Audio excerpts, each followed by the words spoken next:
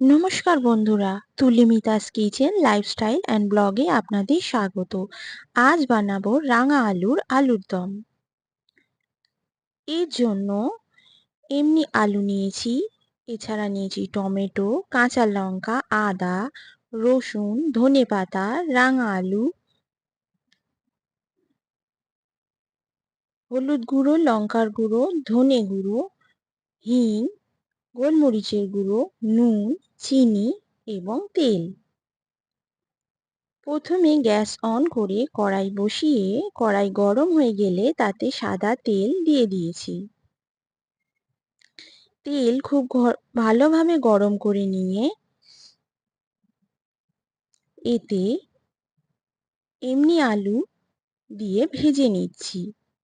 আলু খুব ভালোভাবে ভেজে নিতে হবে।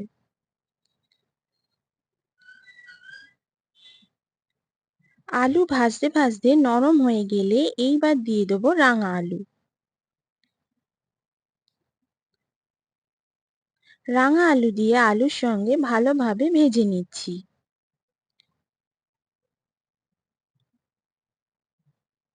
রাঙা আলু সেদ্ধ হয়ে এলে এতে দিয়ে দেবো কাঁচা লঙ্কা।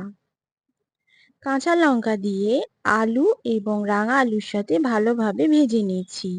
তারপর টমেটো, আদা এবং রসুনের পেস্ট দিয়ে দেব।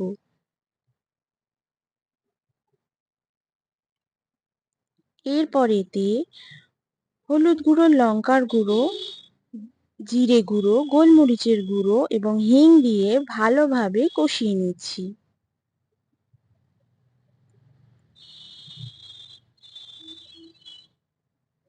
এরপর এতে দিয়ে দেব নুন, তারপর দিয়ে দেব চিনি। সমস্ত কিছু দিয়ে ভালোভাবে সবজির সঙ্গে মিশিয়ে নেব। তারপর সামান্য জল দিয়ে ভালোভাবে ফুটিয়ে নেব।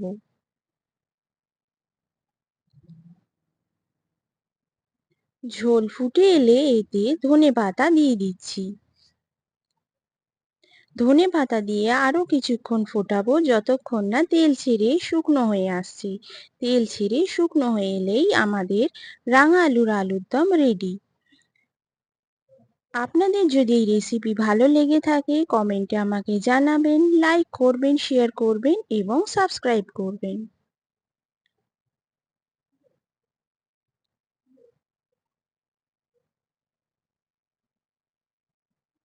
নমস্কার বন্ধুরা, আজ তাহলে আসি।